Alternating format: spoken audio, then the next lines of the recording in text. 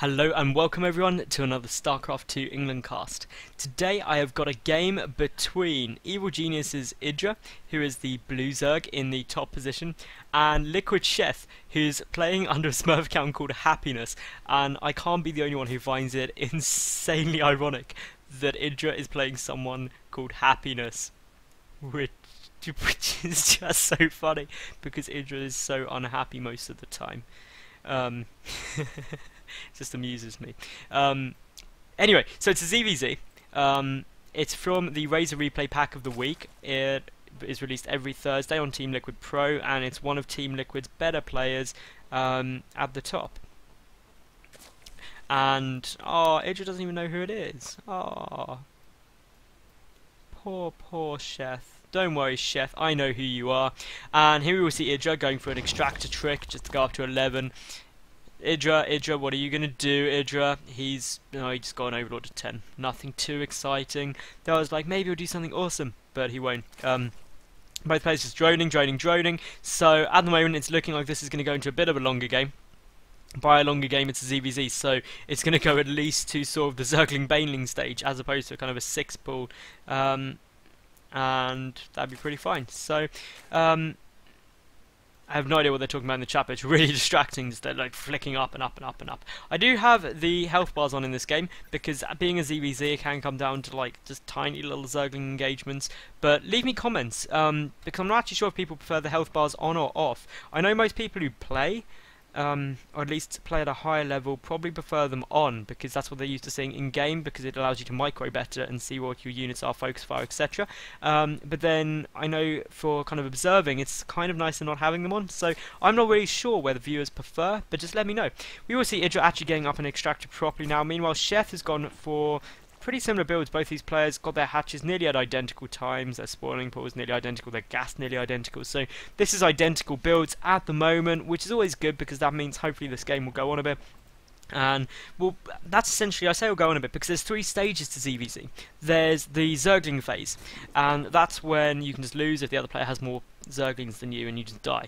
Then you go into the Baneling stage, where Banelings are the deciding factor. Who gets the better Baneling hits? If you get a big Baneling hit on a group of Zerglings, then you're probably going to lose. If you get a good Baneling connect on a group of Banelings, then you're probably going to win, and that's all crazy. And then you get into the Roach phase. The Roach phase is like, well, Banelings are now useless because Roaches are on the field. And then you go into sort of the more kind of, you can go to Infestors, or Roach Hydra, or Muters in some crazy cases, but there's just lots you can do, and that's always good. EGIdRA's got good overlord placement, but so has Sheth, so both these players know exactly what's going on. They've both seen these expansions down now, so pretty confident to go for just some more drones. Sheth has actually got 2 more Zerglings, I do believe, than EGIdRA has now, so actually a lot more. He's actually got 4 more, so that's, again, 2 more drones EGIdRA will have at this stage of the game, which may not sound like much, but going into the later game and mid-game, that makes a huge amount of difference. What else can I talk about here? Well, not much is going on. If you like the video, give it a thumbs up. If you do like my cast, subscribe to my YouTube, follow me on Twitter. Leave any comments, criticisms, or love letters in the comments section. It'd be brilliant.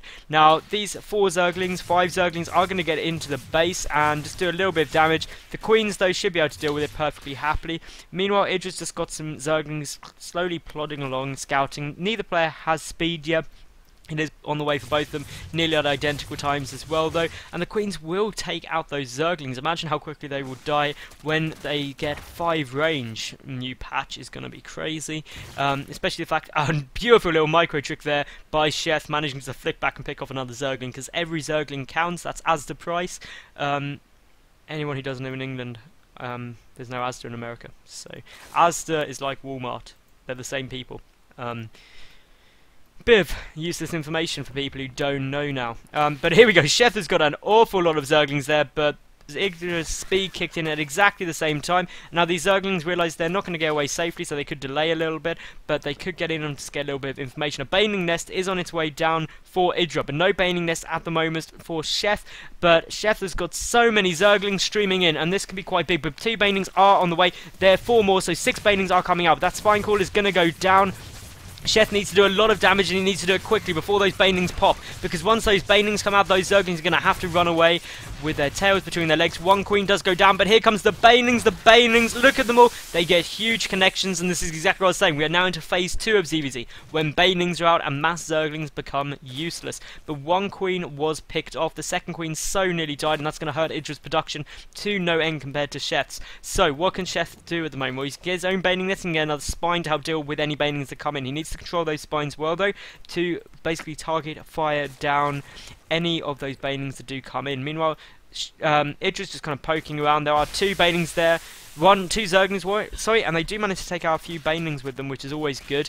But those zerglings so nearly took a lot of damage from a big baneling hit. But Sheth is just being very, very controlled with his zergling movement, making sure they don't get taken out. A lot more zerglings in production as well. The baneling nest for Sheth is nearly done. But basically it all comes down to kind of bling numbers here, and this is the really intensive part of a ZvZ, because micro has to be absolutely perfect. If you take a look at the APM of these players, at the moment it's a lot higher than average for them. And especially during engagement is going to be huge. EGIdRA trying to take his third base at exactly the same time that Sheth is, because of this Overlord placement. This Overlord said to EGIdRA, Sheth's taking a third, so I can take a third. It's safe to do so. A big baneling hit goes off there. Sheth is getting up a lot of banelings of his own, though, but EGIdRA's banelings are going in, but it's going to take 3 to kill a lot, and that's basically a good cost-effective engagement. EGIdRA does have more zerglings at the moment, but Sheth has managed to squeeze out 9 more drones, and that is a big, big telltale. And now it looks like Sheth is going to try and focus down this hatchery. Will he be able to get it? Yes, he will. No cancel goes off for EGIdRA. That is absolutely huge at the moment. Now there's 1 baneling here for Sheth. Does get, I think that was 4, maybe 5 zerglings there, so that's all fine and dandy. Meanwhile, we will see a macro hatch on its way out, as well as an evolution chamber. No sign of a Roach Warren from either player yet, but Sheth is going to be so far up in the production. If you take a look at the work account, exactly 44 to 44, so they are bang on even at the moment. But Sheth is getting a lot of banelings up, ready to deal with this inevitable zergling counterattack from EGIdRA. And what's he going to be able to do? Well, this base is about to finish. He needs to defend that pretty much at all costs to stay ahead. And meanwhile, we will just see that Sheth has a lot of zerglings, more in production. Well, the banelings are streaming in, and that will scare EGIdRA back away, because he doesn't want to lose all his zerglings to a couple of banelings.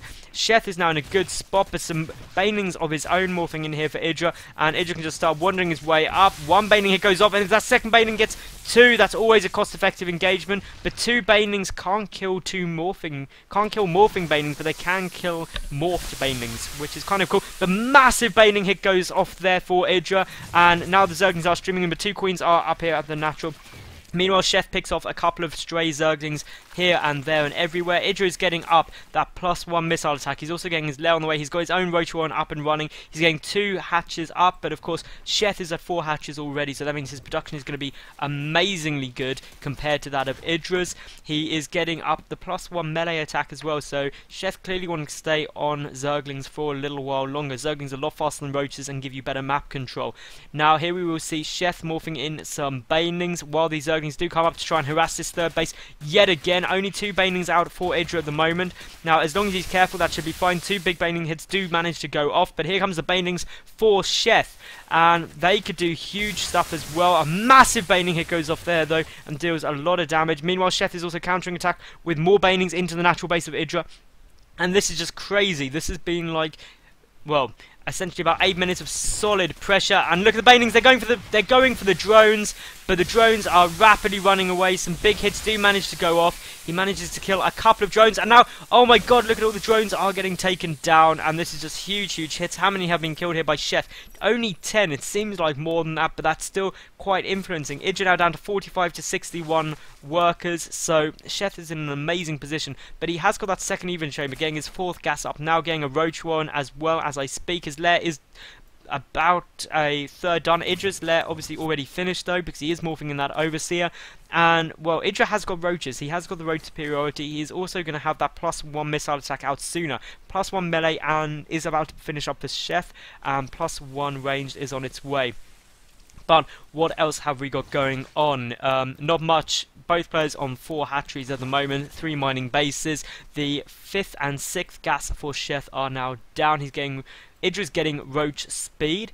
Sheth is getting out 12 roaches. He's got good SimCity around here, and really this game is getting really quite tense because now we're going to have a little bit of a lull where neither player can really engage because we're into the roach phase, and basically the time it takes roaches to wander across the map, you'll always end up with less than your opponent because your opponent could just start maxing them. Now we will see here Sheth going for his fourth base really quick. It's his 5th hatchery, so his production will be great. He's also checking to see if EGIdra's taken his own, so Sheth now knows he is going to be a base up for at least a short period of time. He's spreading out these zerglings very nicely, and they're just going to go in. Those roaches are there though, so they will be able to do some damage, but Sheth should be able to pick off a drone or two, which will just hurt the production of EGIdra and income later. If we take a look at the work count, 68 to 64, so EGIdra's now taking the lead in workers temporarily.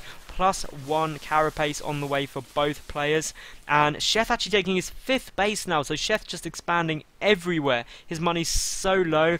EGIdra's got a bit of a bank there, and that's never what you want to have at all. If we take a look at the roach numbers, well, it's 20 to 30 in favour of Sheth, 6 zerglings to no zerglings, and this is just crazy to call at the moment. The supply count is in Sheth's favour, but of course roaches take up so much supply, it's quite a bad indicator at this stage. Sheth has got his infestation pit on the way just down the back here, so he can get hive tech. He can also going to be going for roach infestor, which is very nice, but he doesn't have roach speed quite yet. It's about to kick in, and then both players will have that roach speed, so things will speed up a bit.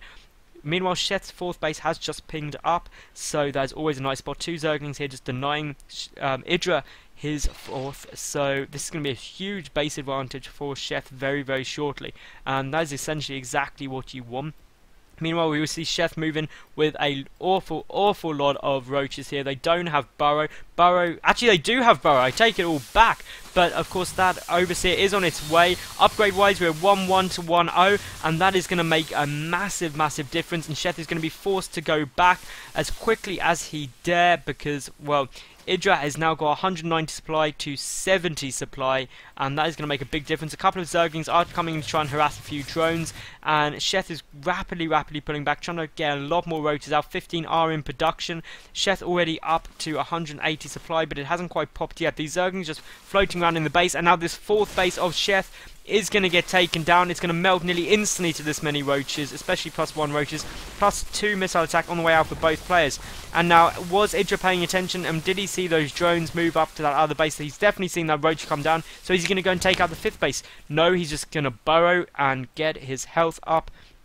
Meanwhile, well, Sheth, he's getting up some more roaches and banelings, getting pathogen glands on the way, and really infestors the next massive tide swinging unit which will come out. And this is a big roach engagement. A slightly better surface area there for Sheth. Upgrade wise though, they are exactly equal, so this is going to be really close. A much better arc there though for Sheth at the moment, so he should come out on top. It all depends on how that resupply comes through, but EGIdra just trying to punch through the middle to try and do as best he can, and there's the GG. So Sheth does take the game, and that was actually pretty close. It was pretty intense as well, 18 minutes of solid action. So if you did enjoy, give this video a thumbs up, please subscribe to my YouTube, follow me on Twitter, leave me comments, blah. Tune in again, thanks for watching, bye.